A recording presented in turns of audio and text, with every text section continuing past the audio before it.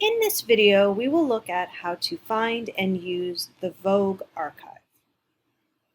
Starting from the library's homepage, you'll want to navigate to the Databases section. Now from here, we have all of our databases laid out by subject, but we also have a Databases A to Z list. Since we know that Vogue starts with V, we can click on the A to Z list, then select V, and you'll see that the Vogue Archive is right here. If we click on the plus sign, we can see that this database has access to every issue of Vogue from 1892 to the current. So let's click on this link and go to the archive. So you'll see that we start on a page that has a basic search bar. We can use this search bar to search for individuals, topics, clothing items, anything that we think may have appeared in the Vogue archive at any time during its history. So let's try out just a basic search. I'm going to run a search for Dapper Dan.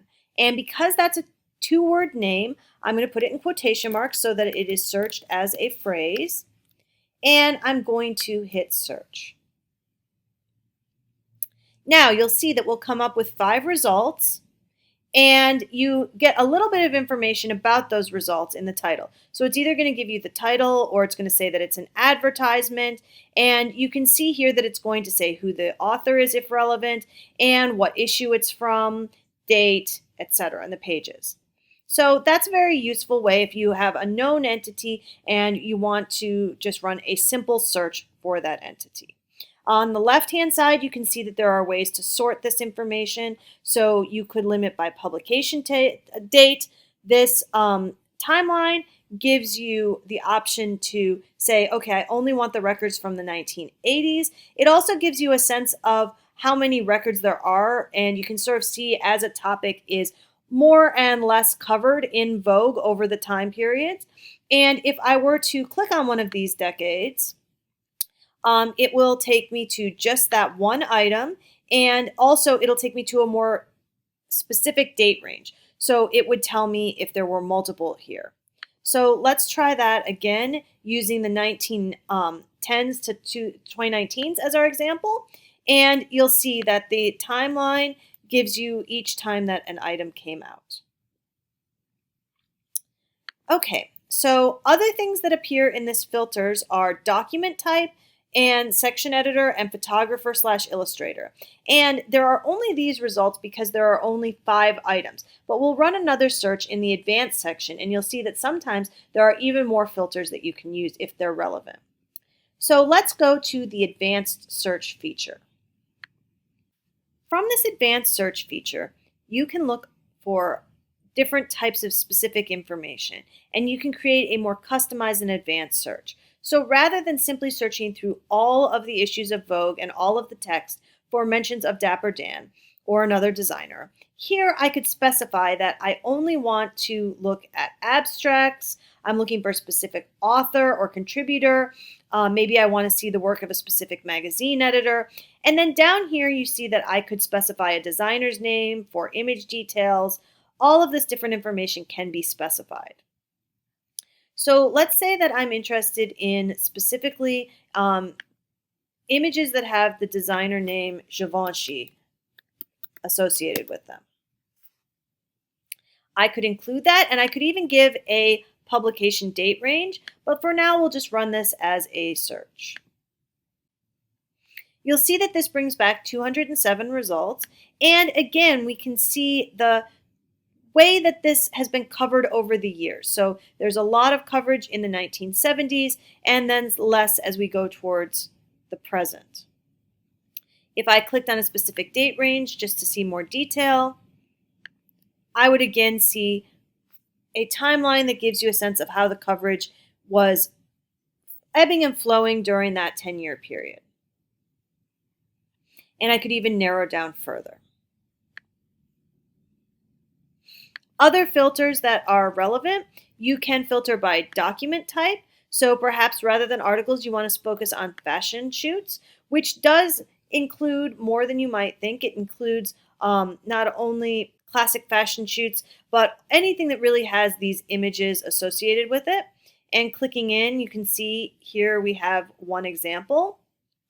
And now that we're in the record, you see that we have full color and we have an actual image of the page, and we have the ability to save this as a PDF, cite it, email it, print it, or additional options available here.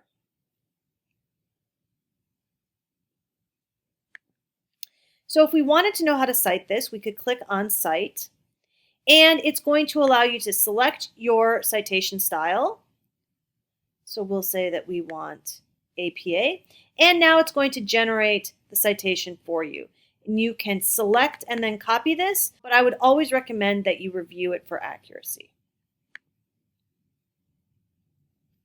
Going back to the results, you'll see that we can also limit by fashion item. Now, it is worth noting that the way that fashion item terms have been used has changed over the years, so you want to be careful with this, but it can be useful if you're looking to focus in on specific items. We can also say we are interested only in specific brands or companies, specific people who are in the images, who the photographer or illustrator is, the materials, and the designer's name. I could click on Hubert de Givenchy and get the results specifically for his work. Now you'll see that because I've applied multiple filters, they're all collected up here. And if I wanted to eliminate just one of them, I can click on the X to do so. Another feature of this database is the ability to browse issues. If I click on this, I'll be taken to a page where I can select a specific time period or a specific issue. So let's say we wanted to see an issue from the 1920s. So this is the December 21st, 1929 issue. And if I click View Issue, it will take me to everything in this issue, including advertisements. I have the ability to search within this issue, but let's just click into this advertisement. And again, you'll see that it's full detail of the advertisement.